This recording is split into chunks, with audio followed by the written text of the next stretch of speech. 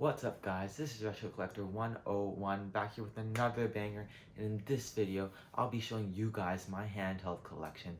So basically this video will be a part of a two-part series. In the first part I'll be showing you guys my handhelds, how I bought them maybe, and if I'm going to make a video on it in the future. And my second video will be on my console collection and maybe how I set them up to one display. Anyways guys, why don't we get straight into the video. So here are all my handhelds. At the top row, you can see all of my Nintendo handhelds going from the oldest to the newest, which is actually right there. And then next to that, you can see my two Sega handhelds. The one to the left is Nomad, one to the right is Game Gear. And then just to the right of that, you can see my Atari Lynx. And then at the bottom, you can see my three Sony handhelds, and then you can see the two Nokia handhelds that I have, and I'll explain more about those ones a bit later. Then you can also see my my Neochio handheld, and then my WonderSwan handheld. So you can also see a few of my boxes.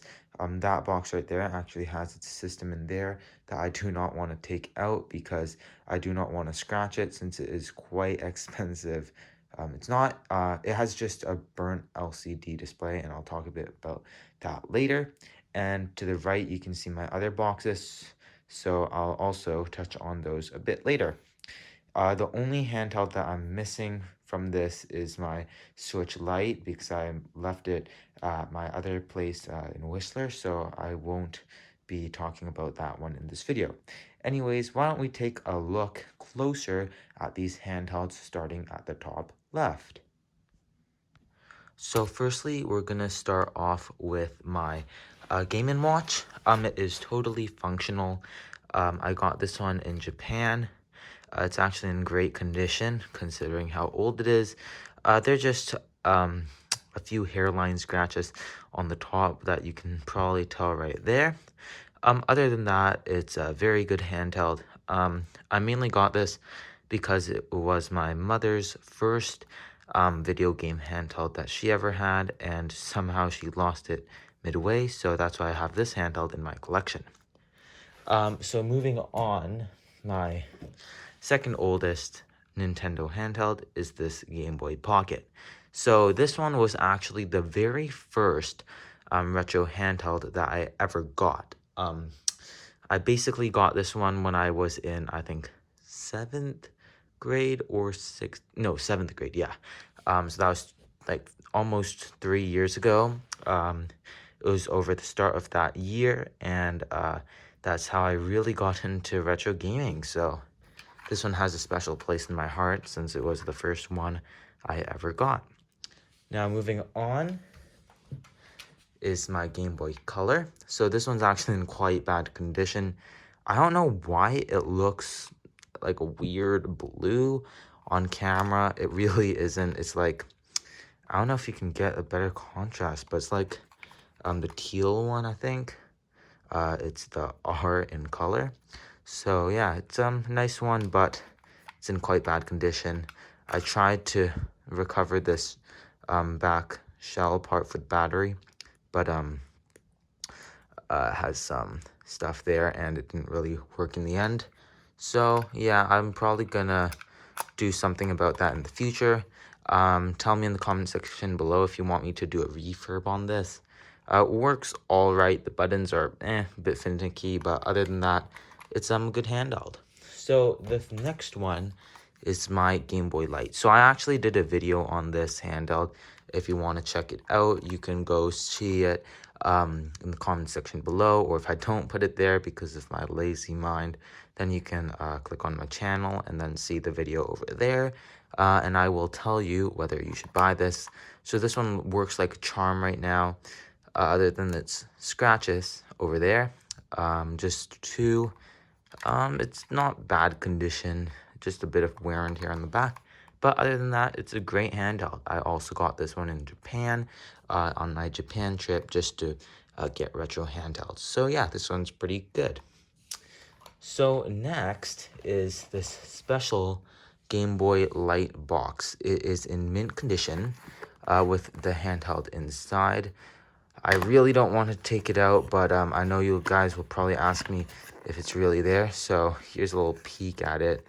I just don't want to mess it up because it is worth quite a bit of money.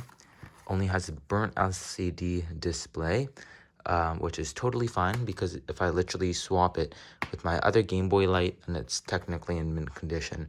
So I might sell it in the future, but right now, I think I'm going to keep it in my collection. And by the way, I got this one like $200, sorry, for $200, which was a very good deal in Japan.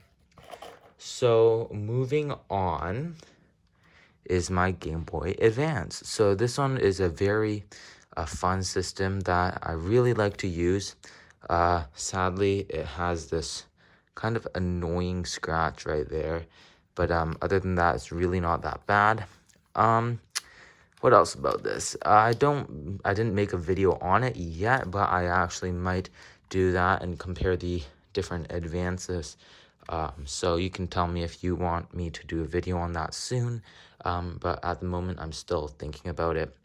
I kind of made a small-ish video on my Game Boy Advance collection, but yeah, other than that, I don't know if I'm gonna make a video more specific on this handheld.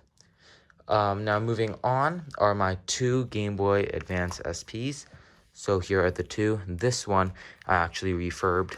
Again, this if you didn't watch the video, basically this thing cannot fit on top because the screw couldn't go in all the way because of the bad third-party shell that I got online. I honestly should have looked for a better one, but other than that, it's not that bad. I still need to put the sticker there from the previous one.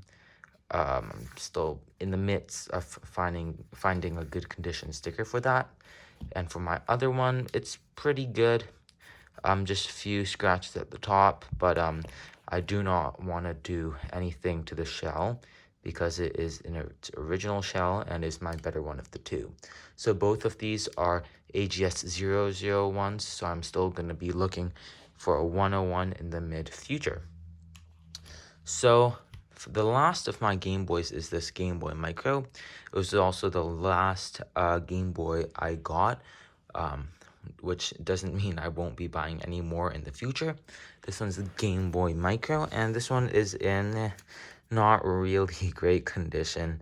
As you can probably tell, these things can go for quite a bit of money and are quite hard to find, similar to the Game Boy Lite. So I probably will have to find a replacement that's in great condition in the future, or if third-party companies start making good and basically affordable shells, then maybe I will get a replacement. But at the moment, those aren't really coming by that nicely. So yeah, that's basically it for all my Game Boys. So next are my 2DSs. If I can just grab them. So here's my 2DS XL, and here's my DS Lite. So I'm actually in the midst of thinking of making a video on my DS Lite. I don't know about you, if you guys want me to make one on this one, but I'm actually thinking about it at the moment. Same goes for the 2DS XL. At the moment, I'm thinking about making a video for it. So yeah, that's basically about it for these. So I got this one for Christmas, I think. So yeah, it was pretty cool. I got it from my relatives, like I forgot who again, but yeah. So here at the back is what it came with. When I got it for Christmas, it's an R4 card, and it's totally suggested if you have a DS Lite or normal DS, because these can hold some cheats or some extra games that you can download via this micro SD that is right there. So yeah, that's it for the DS Lite. And for the 2DS XL, it's a pretty good handheld. I really like how it's super comfortable, and this was my first Nintendo handheld I ever owned. So yeah, that's pretty much it for those two handhelds. Now moving on to the Sega is my Sega Nomad and my Sega Game Gear right here. So I actually made a comparison video between the two. It's actually my best video right now. Well, it's performing the best, but I think my other video on a smartphone called the Key One will surpass that in time. But anyways, about the handhelds, this one I actually bought broken. So when you connected it to the TV, it would work, but the screen did not work at all. So I had to totally revamp it and repair the screen by replacing it with this car LCD screen. I know that there are these cool third-party screens out there that are meant to do the job perfectly well, but at the time, those weren't really out to the public just yet. So I decided to just get this LCD that you put in cars, and I had to use a few of the spare wires I had to do the work with my soldering iron, and it works fine. No regrets really, and it actually looks pretty good. Now for my Game Gear, this Game Gear is in great condition, still works.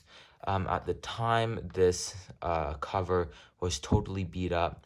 Half of the Game Gear logo right there was worn out, so you couldn't really see it. So I had to replace it with a glass one. And if you have a Game Gear, I totally suggest you guys getting a glass cover for the screen, because they look so much better than the original. This handheld works fine. I may have to replace the capacitors soon, because the volume is a bit on the finicky side at the moment. But other than that, it's a pretty dang good handheld. So next are my Sony handhelds. So I've got 3. I just recently released a video on these 3, comparing all of them. So starting with the original is the PSP. You can watch my comparison between the 3 that I released a few days ago, or I forgot when. And it will basically compare the 3 and tell you which one you should buy now. And anyways, I think I'm gonna have to get the 1000 and 2000 in time, because this one is the 3000, but probably not at the moment. And for the PSP Go, I actually really like it. I don't think I'll need to buy the black model, because I honestly don't think I'd be using the PSP Go as much as the PSP, mainly because for this one, they do not accept UMDs, which is a bit of a problem. Now for the PS Vita, this one's the 2000, and you can tell by the start and select buttons and the power button right here. Oh, sorry, not power button, but a menu button. So yeah, I think I will be getting a 1000 very soon. In fact, it's probably up there on my buying list. I actually got this one brand new when before it was discontinued a few years ago. Right here is actually my box for it. So it is an aqua blue, and I got it from Japan. I didn't actually buy this when I was in Japan. I bought it off of Amazon.ca when it was being sold brand new at the time for like, I think $300. Yeah, I went to these stores and like these GameStop stores in Hawaii and saw the PS Vita, and they're like, just please buy it. So I was like, you know what? Maybe if I find a good deal on Amazon, I'll hop on it. And that's what happened. So that's why I have it. Anyways, now why don't we move on to my Atari Lynx. So I actually made a video on this handheld. So you can actually check it out on my channel page. You can go see it there. Basically, it's a deep dive on this handheld and whether you should buy it. So that's basically it's a pretty good video. I think that I made it quite descriptive on this product. Anyways, why don't we talk a bit about this? So I got this from this store in I think Surrey. It's called Games R Us. If you go to Vancouver and you're looking for rarer handhelds, then I think that is definitely the place to go. Prices are okay there, not amazing, but if you want to look for something rare, then definitely pop by that store. So I really like the handheld. Obviously, battery life is a problem for this since it takes 6 AA, which is kind of annoying. But other than that, it's a pretty fun handheld to play. I have a game in the back. It's probably my favorite on the handheld. It's called Neochio Pocket, and it's definitely a must-buy if you have the handheld. So next are my two N gauges. So you may be wondering why this one doesn't have this weird rubber thing around it. That's because it was actually a kiosk system back in the day. So yeah, it's pretty cool. Both work fine, but are great at different things. So for this one, it's hard to notice, but it actually has this interesting glass covering on top since it was not a kiosk system, while this one doesn't, which makes the buttons feel a bit better on this system compared to this. Since this was a kiosk system, a lot of people got their greasy hands and wrecked it. So the D-pad isn't amazing, but the screen on this system is just spectacular. It's backlit and it's amazing, while on this one it has a few dead pixels. So I also did do a video on my unboxing experience for the N-Gage and also on whether you should buy it. So yeah, you can also check that out if you want. So here is my Neochio Pocket. This one's a fun handheld I really like to use. Its library is fantastic. If you have the system, then I suggest you to get Sonic for it because it's a game that I just love and adore. Sadly, I do not have it anymore. Like, I bought it for time, but then I gave it away, so I don't have it anymore. But I'll definitely have to buy it again because it's such a fun game. So the special thing about the system is definitely the D-pad, or no, sorry, joystick, because it makes this very satisfying sound when you move your thumb on it. So yeah, I made a video on this and a little bit of a buying guide for the system. You can go check it out on my channel page. And basically goes on a deep dive adventure about the system and whether you should buy it. So my last system that I have to show you is my WonderSwan Color. So this one I got in Japan. In the back it actually has my favorite game on the system. It is, I forgot the name to it because it's Japanese, but it's basically a PvP type of game and it's super fun. It's kind of arcade style. So anyways, I love this handheld. I'm also thinking about making a video for this. If you want to see a video on this handheld, then comment that in the comment section below. Or if you have any video ideas for me, then also put that in the comment section below.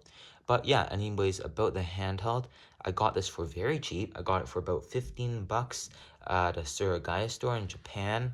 Uh, really like this handheld because it only uses one AA battery and you can get about 15 hours of battery life. The only sad thing about this is that since it was made by Gunpei Yokoi, he decided to not put in a backlit screen. So it's not backlit, which is a bit of a bummer. And honestly, I don't know why, but I find this harder to see compared to the Game Boy Pocket and the Game Boy Color. I don't know if it's just me. Tell me in the comment section below if you have those experiences as well. So lastly is my Switch Lite. So again, I don't have my system on me, but this is basically proof that I have it. I got it I think on the week that it was released. For this system, it didn't sell as well as its original, so I was able to get this one fast. I really like to play it. It's a lot of fun. Would I suggest it? Yes. Should I make a video on this? I'm not sure. It's still a relatively new handheld, and my videos are mainly on retro gaming handhelds, so I don't think I will be making a video on this in the near future. But anyways, that's pretty much all of my handhelds. So yeah, I hope that you enjoyed the video. If you want to see the part 2, I'm going to put that in the comment section below as soon as it is released. So that one will be on all of my consoles that I have and how I connect them to my monitor. I think I'll be making a video on that topic as well. But anyways, if you like the video, please smash the like button. If you want to see more content like this, then hit the subscribe button. And anyways, guys, thank you for watching the video. Bye.